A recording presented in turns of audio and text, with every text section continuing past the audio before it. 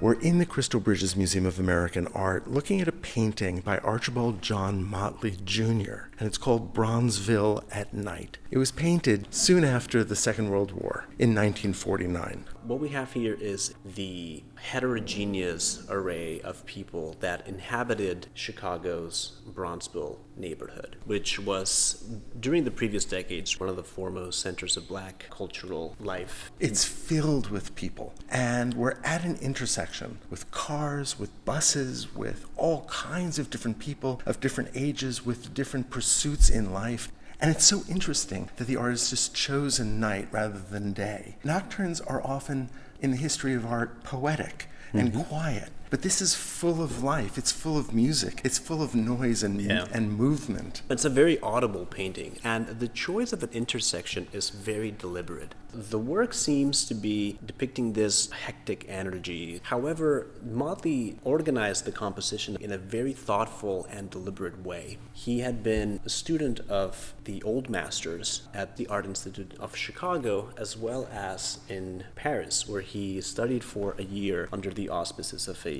Guggenheim Fellowship. And here what you have is figures that are organized almost as in a frieze. You have a foreground, a middle ground, and a background. In this foreground, you have what could be described as the centerpiece of the painting. A couple, very well dressed, going for a night in the town, flanked by a child eating a treat of some sort. And even further to the right, you have this character with a kind of downtrodden gait, downcast posture, hands in his pockets, shirt sleeves rolled up. It's interesting how the artist has constructed this frieze with the figures in the center, the stars of the composition. The light is on them. They are almost on the stage that is the street.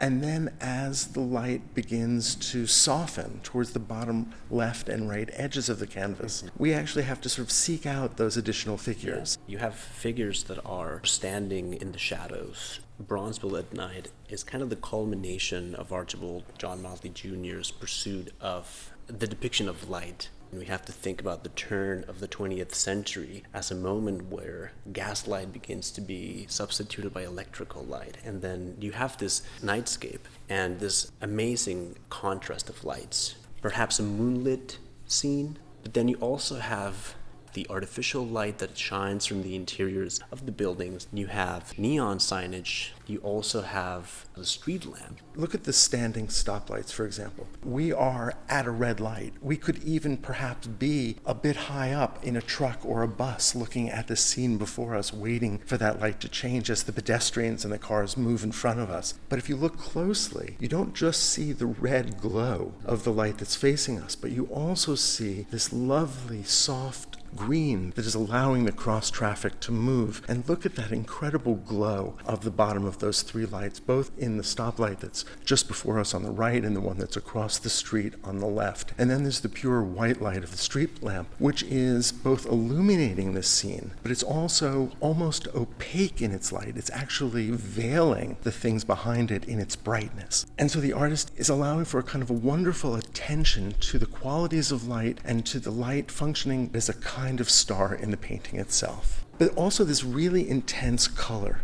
these intense blues that fill the entire canvas, these bright, sharp areas of red, those little bits of green. These colors drive home, in a sense, the kaleidoscope that is the city at night. Motley does not actually paint a horizon, but simply allows the street to dissolve into the night sky, so that this bus seems to be just ascending into the stars.